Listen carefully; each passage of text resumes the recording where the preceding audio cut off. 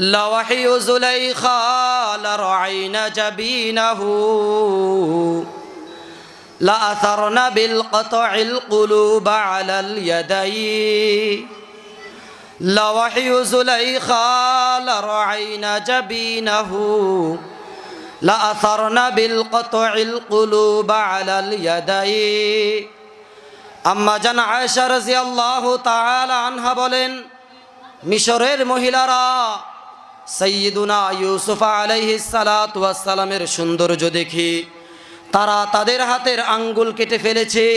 তারা যদি আপনার আমার আকা নবী মুহাম্মদুর রাসূলুল্লাহ সাল্লাল্লাহু আলাইহি ওয়াসাল্লামকে দেখতেন, তারা তাদের গলা কেটে ফেলতো, তারপরেও সৌন্দর্য দেখা শেষ হইত না।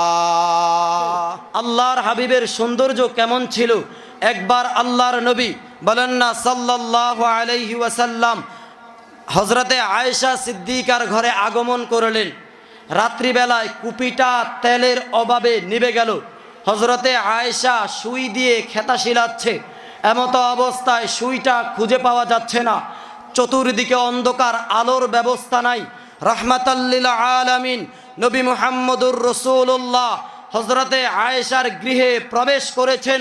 আল্লাহর হাবিবের চেহারা মুবারকের নূরে নুরানি হইয়া ওই ঘর থেকে হযরতে আয়েশা সুই খুঁজে পেয়েছেন। বলি সুবহানাল্লাহ। লা ইউমিনু আহাদুকুম হাত্তা আকুনা আহাব্বা ইলাইহি মিন ওয়ালিদিহি ওয়া ওয়ালাদিহি ওয়ান নাসি আজমাইন।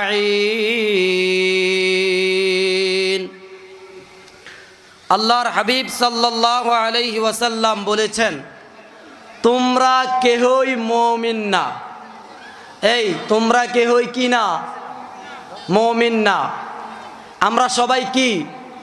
মুমিন। আমরা সবাই কি? নামাজ পইরা না নামাজ ছাইরা, রোজা রাইখা না রোজা বাদ দিয়া, পর্দা কইরা না পর্দা ছাইরা। বলে হুজুর নামাজ পড়ি আর না পড়ি, রোজা রাখি আর না রাখি, পর্দা করি আর না করি, সুদ খাই আর না খাই, মুমিন ছাড়তে রাজি।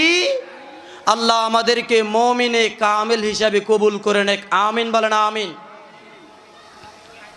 আল্লাহর হাবিব বলেন, তোমরা কেহই মুসলমান না। আরে এটা কেমন কথা? কেহই মুসলমান না। এবার বলে হাত্তা, যতক্ষণ পর্যন্ত আকুনা আহাব্বা ইলাইহি মিন ওয়ালিদিহি ওয়া ওয়ালাদিহি ওয়ান নাসি আজমাইন। যতক্ষণ পর্যন্ত তোমরা তোমাদের সব কিছুর চাইতে তোমাদের আত্মীয় স্বজন, আপন আপনজন, সহায় সম্পদ সব কিছুর চাইতে আমি নবী, নবিয়ুল আরব ওয়াল আজম, নবী মুহাম্মদুর রাসূলুল্লাহ সাল্লাল্লাহু আলাইহি ওয়াসাল্লামের প্রেম ভালোবাসা অধিক পরিমাণে সবার চেয়ে বেশি না হবে ততক্ষণ পর্যন্ত মুসলমান না। এখন বলে মাহফিলে দান করতে রাজি আছি, মসজিদ বানাইতে রাজি আছি, গরু খাওয়াইতেও রাজি আছি, বাবা মা মারা গেলে 4 দিন পরে খাওয়াইতেও রাজি আছি, কিন্তু আল্লাহর রাস্তায় জান দিতে রাজি। মুখ দিয়া বলে যদি প্রয়োজন হয় হুজুর আপনারা আগে সামনে থাকেন, আমরা পিছনে আছি। জোরে বলেন ঠিক কিনা? এজন্য আল্লাহর হাবিবকে ভালোবাসতে হবে। জান এবং মাল, সহায় সম্পদ, আত্মীয় স্বজন সবার চাইতে যতক্ষণ পর্যন্ত আল্লাহর হাবিবের মহাব্বত না হবে ততক্ষণ পর্যন্ত মুমিন হওয়া যাবে না। এবার বলবেন হুজুর আল্লাহর হাবিবকে কেনই ভালোবাসতে হবে? এত তাৎপর্য, এত গুরুত্ব কেন? প্রশ্ন মনে আসে কি আসে না?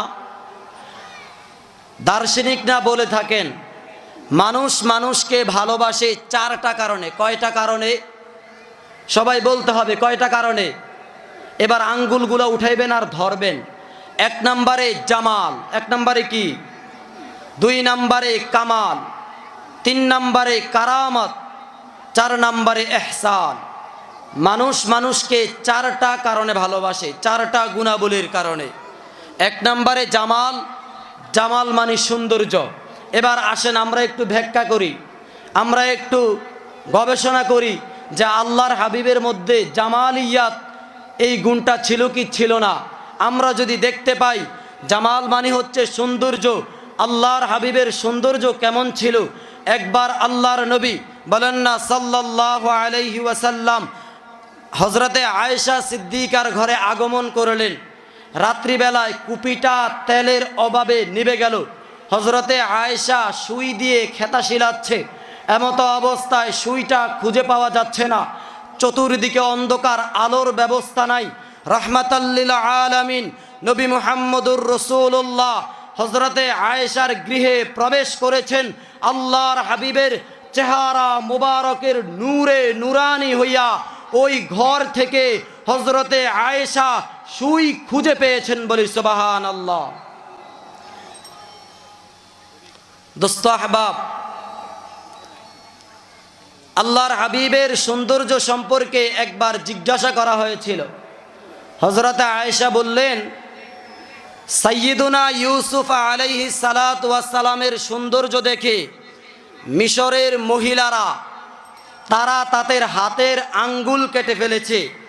তারা যদি আপনার আমার আকা নবী মুহাম্মদুর রাসূলুল্লাহ সাল্লাল্লাহু আলাইহি ওয়াসাল্লামকে দেখতেন, তারা তাদের গলা কেটে ফেলতো, বলি সুবহানাল্লাহ।